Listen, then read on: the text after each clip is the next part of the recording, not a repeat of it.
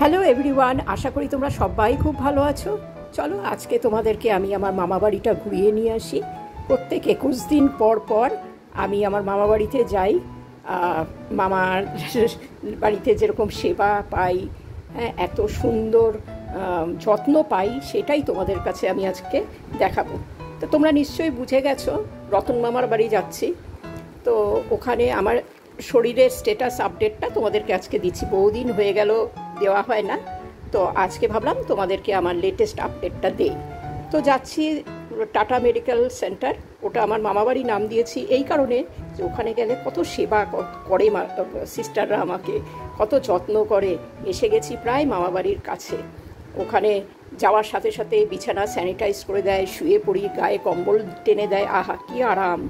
তো আমি ঢুকে যাব এখন মামার বাড়ির ভেতরে। তো এরকম আদর যত্ন খুবই মুশকিল পাওয়া, কিন্তু খুবই দুঃখেরও। তো যাই হোক, আমি টাটা মেডিকেল সেন্টারে এখন ঢুকবো, প্রায় এসে গেছি। তো আমার সাথে গেছে এবার আমার ভাইয়ের বউ। তো আর কেমো দেওয়ার ইয়েটা না ভীষণ বোরিং, মানে অনেক টাইম টেকিংয়ের ব্যাপার। যারা যায় পেশেন্টের সাথে সত্যি তারা খুব বোর হয়, আমার খুব খারাপ লাগে তাদের জন্য। তো এই যে টোকেন নিয়ে বসে আছি, কখন ডাক্তার কল করবে। তার আগে অবশ্য আমার ব্লাড টেস্ট হবে। ব্লাড টেস্টের 2 ঘন্টা পর ডক্টরস কনসালটেশন আছে। টোকেনটা দেখালাম তোমাদেরকে। ডক্টর কনসালটেশন, ব্লাড টেস্টটা রিপোর্ট দেখে ডক্টর তারপরে আমার কেমোটা দেওয়া শুরু করবে। তো ইন দ্য মিন টাইম ডক্টরসের জন্য 2 ঘন্টা আমার বসে থাকতে লাগবে। তো আমরা ব্রেকফাস্টটা সেরে নিলাম এখানে, বিশাল বড় ক্যাফেটেরিয়া। তো এখানে আমি তো বাড়ির থেকেই খেয়ে এসেছি, আমার ভাই বউ খেয়ে আসিনি। তো এখানে সব রকমের খাবার পাওয়া যায়, ব্রেকফাস্ট আইটেম, ধরো ধোসা, ইডলি, ছোলে বাটোরে, তারপরে টোস্ট, অমলেট, এইসব সব জিনিসই পাওয়া যায়। লুচি তরকারি যদি কেউ ভালোবাসে, এই যে দেখো গরম গরম ধোসা, এগুলো কিন্তু পেশেন্টরাও খেতে পারে। তো আমার ভাই বউ চুজ করলো টোস্ট আর ডাবল ডিমের অমলেট, ও সেটাই খাচ্ছে, খুব ক্রাঞ্চি বলে টোস্টগুলো। তো এইটা খাওয়ার পর আমরা ডক্টরস কনসালটেশনে ডক্টর কি বলে আমার ব্লাড রিপোর্ট দেখে আজকে কেমো হবে কি হবে না সেটা বুঝতে পারবো। তারপরে আমি ঢুকবো কেমো দিতে, যদি ব্লাড রিপোর্টগুলো ঠিক থাকে। তো মামাবাড়িটা তো ভীষণ সুন্দর। তো ব্রেকফাস্টের পর একটু ঘুরে নিলাম চারদিক, যতবারই আসি একবার একটু ঘুরে নেই। বিশাল বড় হসপিটাল। তো এই হসপিটালে এসে না অন্য হসপিটালগুলো না একদম ছোট ছোট মনে হয়, মানে এত সুন্দর অ্যারেঞ্জমেন্ট এখানে, সত্যি মানে ভালো লাগে। কিন্তু এমনই একটা রোগ, এখানে না আসাটাই ভালো। তো যাই হোক, আমার রিপোর্ট সব ঠিকঠাক ছিল, ব্লাড রিপোর্ট। তো আমার বেড অ্যালটেড হয়ে গেছে, ডে কেয়ারে ভর্তি হলাম। নিজে নিজে এই যে এই ব্ল্যাঙ্কেটটার কথা বলছিলাম, অন্যান্য সময় হাউসকিপিং স্টাফ গায়ে দিয়ে দেয়, তো এবার দেখছি এলো না, তো আমি নিজেই ব্ল্যাঙ্কেটটা গায়ে দিলাম। আর ব্রাদার এসে গেছে, প্রসিডিওরগুলো শুরু করবে। তার আগে আমার নিল, ব্লাড প্রেশার মাপছে, কত প্রেশার একটু হাইয়ের দিকে থাকে সব সময়। তো ব্রাদার সব রেডি করছে প্রসিডিওর। আমি মোটামুটি কিন্তু এখন ঠিকই আছি। মানে এই দেখো, এখন আমার ভেন খুঁজে পাবে না, খুব কষ্ট হয় ভেন খুঁজে পেতে, মানে ভেনগুলো খুব পাতলা হয়ে গেছে। তো ব্রাদার আমাকে জিজ্ঞেস করছে যে আমি বল এক্সারসাইজটা করি কি না, যেটা আমি খুবই কম করি। তো ব্রাদার আমাকে বললো অ্যাটলিস্ট 300 বার ইচ হ্যান্ডে, এক একটা হাতে আমার 300 বার করে বল এক্সারসাইজটা করতে হবে। ওই যে স্মাইলি বলগুলো পাওয়া যায় না, ওগুলো, না হলে কিন্তু এরপরে কেমো দিতে আমার খুব অসুবিধে হবে। দেখো ভেন খুঁজে পাচ্ছেই না, খুব পাতলা ভেন হয়ে গেছে। এরপর হয়তো কেমো পোর্ট ঢোকাতে হবে, জানি না, লাগছে আমার।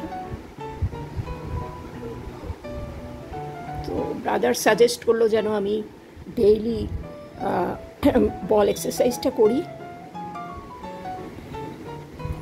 মনে হয় ঢোকাতে পেরেছে, চ্যানেলটা করতে পারছে।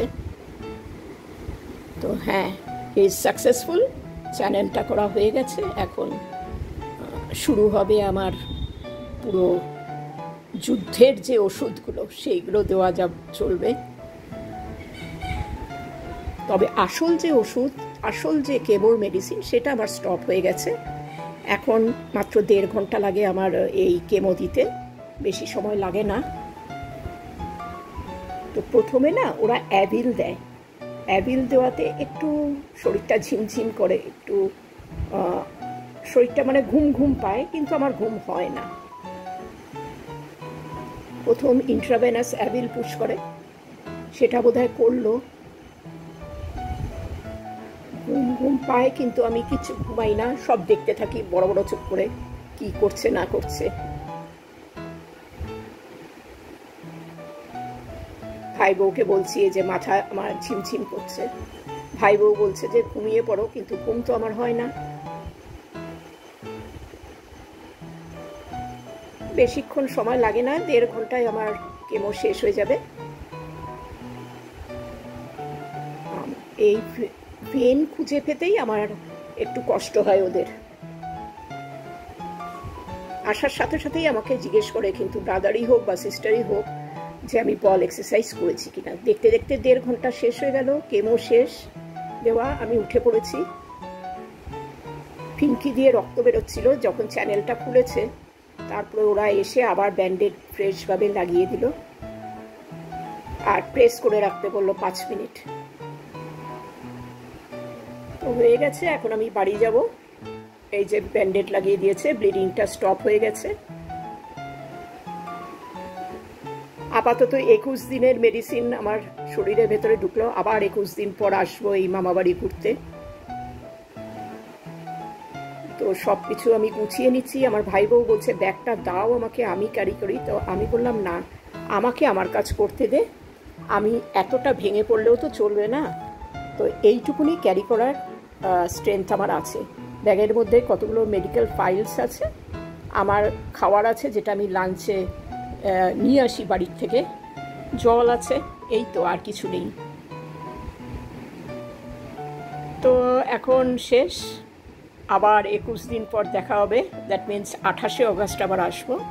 তো এখন আমরা বাড়ির দিকে রওনা হচ্ছি, বিকেল হয়ে গেছে, খুব টায়ার্ড। আমি তো টায়ার্ড, সাথে আমার সাথে যে যায় সেও খুব টায়ার্ড। ওরা মুখ ফুটে কিছু বলে না, কিন্তু আমি বুঝতে পারি যে সত্যি ওদের জন্য আমার খুব খারাপ লাগে। কি সুন্দর বাড়িটা দেখো, আমার মামা বাড়ি। মামা বাড়িতে যেরকম যত্ন পায়, ঠিক সেরকমই যত্ন আমি এখানে পাচ্ছি। এর জন্য এটার নাম আমি মামা বাড়ি দিয়েছি। তো এখন আমি বাড়ির পথে যাব, হেঁটে যাচ্ছি। চারপাশটা একটু দেখে নাও। এবার চলে গেলাম, রওনা হয়ে গেছি। তো 40-45 মিনিট লাগবে আমার বাড়ি পৌঁছাতে, বেশ অনেকটাই দূর বাঘাযতীন থেকে। চলো আজকের মতন বিদায় নিলাম, বাই বাই।